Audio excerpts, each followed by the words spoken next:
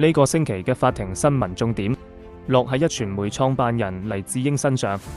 佢涉及違反國安法嘅案件續審，轉由控方盤問，揭出佢喺2017年曾經自掏腰包1450萬元，幫台灣蔡英文聘2個美軍退任高官做顧問。黎智英欺詐科技園公司違反租契案上訴，亦展開2日聆訊。另外有中大醫學院麻醉及深切治療學系前副教授許金山獨家囚謀殺妻女案重審，最終2項謀殺罪罪成。壹傳媒創辦人黎智英與蘋果日報3間公司被控串謀勾結外國勢力案，呢個星期繼續由黎智英自辯，但係轉由控方盤問。黎智英承認曾介紹前美國陸軍副參謀長基恩及前美國國防部副部長伍夫維茲俾台灣蔡英文認識。法官質疑佢是否想做美台嘅中間人，黎就話我冇資格咁做。控方盤問黎智英為何自掏腰包俾顧問費，聘請2名前美軍高層赴台見蔡英文，佢先係話一無所知。但喺控方舉證之下，黎智英終於承認喺2017年7月至2018年7月期間，最少支付咗1490萬港元呢種顧問費。因為對方唔想俾美國稅收，就由黎嘅助手 Mark Simon 先將錢匯去加拿大，再轉交俾佢2個美軍前高官。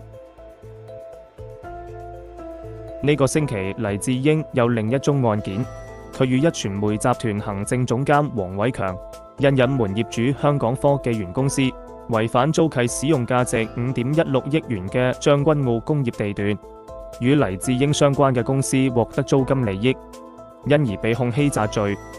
2人2022年喺區院被裁定罪成。涉及2項欺詐罪嘅黎智英被判囚5年9個月，罰款200萬元，及被頒令取消擔任公司管理層等資格8年。涉及一罪嘅黃偉強則被判囚21個月。2人均就判決提出上訴，高等法院上訴庭展開2日聆訊。控方案情指承租人從未替力高申請牌照，力高期間一直喺冇工業村公司批准下佔用處所，構成涉案欺詐行為。上訴庭3位法官聽畢與訟雙方陳詞後，押後喺6個月內作出裁決。中大醫學院麻醉及深切治療學系前副教授許金山涉2015年以注滿一氧化碳嘅瑜伽球毒殺妻女，2018年被裁定謀殺罪成，判處終身監禁。許其後上訴得直，案件發還重審。7人陪審團在退庭商議近4小時後，一致裁定許金山2項謀殺罪成。法官依例判處許金山終身監禁。暫委法官祁燕輝喺引導陪審團裁決時，只有證據顯示人體吸入過量一氧化碳會同紅血球嘅血紅蛋白結合，形成碳氧血紅蛋白，阻礙血液吸收氧氣，最嚴重可以致死。而許嘅自辯供稱曾利用一氧化碳做研究，探討如何治療一氧化碳中毒嘅病人，但承認未得到倫理委員會許可下做動物實驗。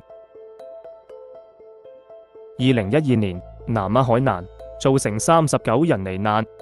死者家屬爭取召開死因研訊多年，前年中獲上訴庭裁定得直，下令召開死因聆訊。